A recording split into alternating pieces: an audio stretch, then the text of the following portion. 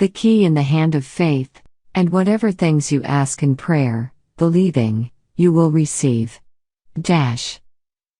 What can the angels of heaven think of poor helpless human beings, who are subject to temptation, when God's heart of infinite love yearns toward them, ready to give them more than they can ask or think, and yet they pray so little and have so little faith?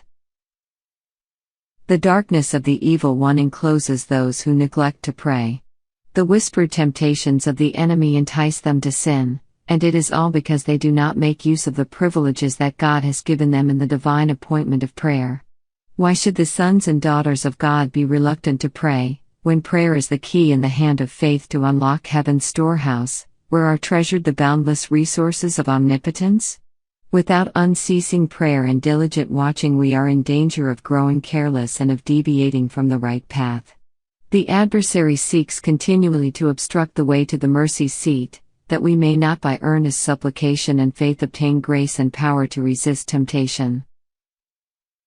There are certain conditions upon which we may expect that God will hear and answer our prayers.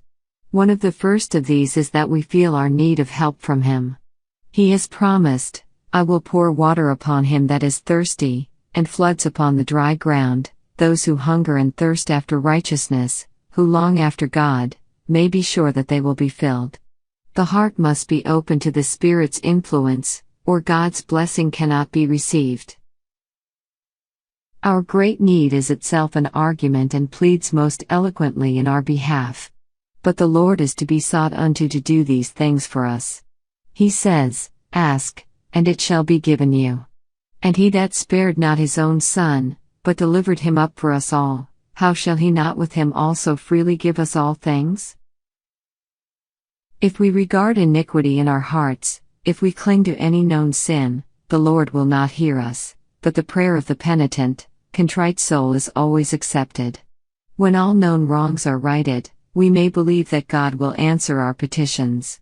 Our own merit will never commend us to the favor of God. It is the worthiness of Jesus that will save us, His blood that will cleanse us, yet we have a work to do in complying with the conditions of acceptance.